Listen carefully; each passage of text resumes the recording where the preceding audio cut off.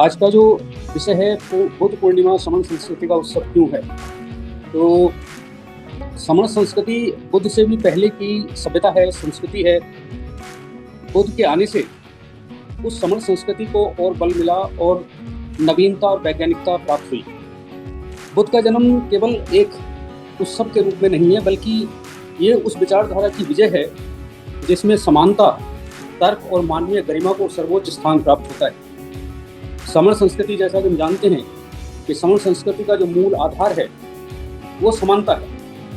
जन्म आधारित श्रेष्ठता, वर्ण व्यवस्था और ऊंच नीच की जो भावना उस समय समाज में आ गई थी, भगवान बुद्ध के आने के बाद वो व्यवस्था पर एक बहुत जोरदार प्रहार हुआ और एक ऐसे समाज की संरचना हुई जो समानता पर आधारित था और जिसमें सभी लोगों को समान रूप से अपने पूर्ण अधिकारों के साथ जीने का हक प्राप्त था।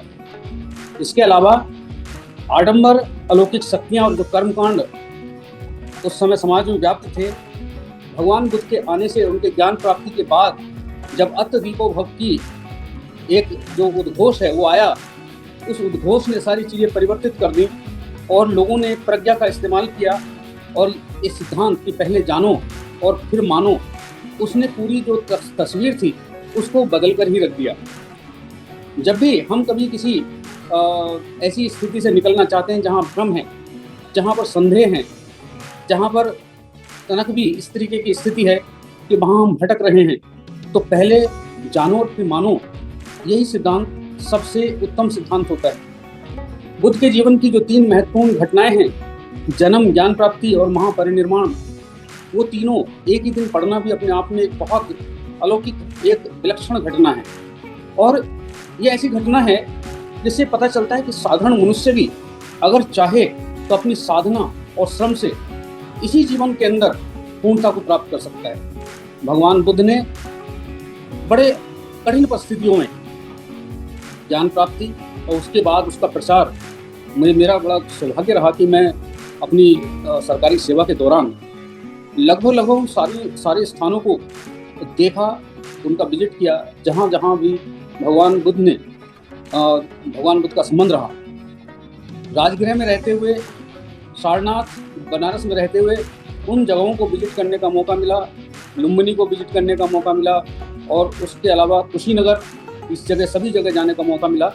और वहाँ पर बैठकर चिंतन करने से उस समय की परिस्थितियाँ जो रही होंगी उसकी कल्पना मात्र से ही अंदर अंदर बहुत गुदगुदी सी महसूस होती है, एक बहुत सुख का अनुभव होता है, सुकून मिलता है और अपने महासमणों पर, खासतौर से बुद्ध पर गर्व महसूस होता है कि और हम खुद भी अपने आप को महसूस करते हैं कि कितनी समृद्ध संस्कृति से हम लोग संबंधित हैं, कितनी समृद्ध संस्कृति के हम लोग वाहक हैं। उस संस्कृति को समण संघ के माध्यम से आगे बढ़ाने के लिए हम लोग पूरी तरीके से प्रतिबद्ध हैं। इसलिए बुद्ध पूर्णिमा समण संस्कृति को मानने वाले जो लोग हैं उनके लिए एक उत्सव के समान है। समण संस्कृति में बहुजन हिताय, बहुजन सुखाय की भावना को महत्व दिया जाता है।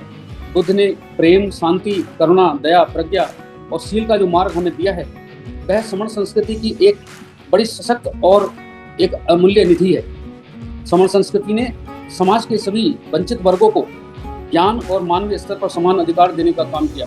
भगवान बुद्ध ने, चाहे वो सुनीत भुंगी हो, चाहे उंगली माल हो, चाहे इस तरीके के और भी जो लोग हैं जो जिन्हें लोग तिरस्कृत करते थे, उनको अपने संग में लेकर और उनको समानता का दर्जा देकर सामाजिक न्याय का उदाहरण प्रस्तुत किया है। बुद्ध पूर्णिमा केवल साल में आने वाला कोई उत्सव नहीं है। बुद्ध पूर्णिमा एक ऐसा उत्सव नहीं है कि जो हमने साल में मना लिया और भूल गए। बुद्ध पूर्णिमा के बाद इस बुद्ध पूर्णिमा से जो हमें संदेश मिलते हैं, जो प्रज्ञा, शील, समाधि के हमें आचरण मिलते हैं, उन आचरणों को और एकता की भावना को, जोड़ने की भावना को, क्योंकि जुड़ेंगे तो जीतेंगे जैसा कि हम कहते हैं, तभी इस उत्सव को मनाने का एक सार्थक अर्थ होगा कि जब हम सभी प्रकार से इस उत्सव को याद करते हुए इस पर्व में जो खास बातें हैं, भगवान बुद्ध से जुड़ी उनके जीवन की जो खास बातें हैं, उनको ध्यान में रखेंगे और इसको केवल एक दिन का उत्सव नहीं बल्कि वर्ष भर चलने वाला, 24/7 चलने वाला एक सामाजिक क्रांति के रूप में हम इसे स्थापित करेंगे। तो निश्चित रूप से बुद्ध के सिद्धांतों को भी आगे बढ़ाने में सफल रहेंगे और हमारी जो प्राचीन समण संस्कृति है जिस पर हमें गर्व है, उस संस्कृति को भी हम आगे ले जाने में कहीं ना कहीं सफल होंगे निश्चित रूप से। और तभी हम समझेंगे कि हमने भगवान बुद्ध को न सिर्फ एक देवता के रूप में स्वीकार किया, बल्कि समाज क्रांतिकारी के रूप में स्वीकार किया, और तभी उनकी क्रांति सफल होगी। समण संस्कृति के मानने वाले जो हमारे सभी साथी हैं, वो भगवान बुद्ध के सिद्धांतों को आगे बढ़ाने का काम करें, उनसे शिक्षा लेने का काम करें और सामाजिक परिवर्तन को जमीन पर उतारने का काम करें। तभी हमारा ये संकल्प, तभी हमारा ये उत्सव पूर्ण होता है। बहुत बहुत धन्यवाद, आपने मुझे समय दिया। मैं संघ के प्रति अनुग्रह ज्ञापित करता हूँ, और यदि अपने वक्तव्य में कहीं कोई गलती हुई हो तो संघ से क्षमा चाहता हूँ। संघ मुझे क्षमा करे, क्षमा करे, क्षमा करे। संघम नमामि। नमो बुद्धाय। जय हिंद।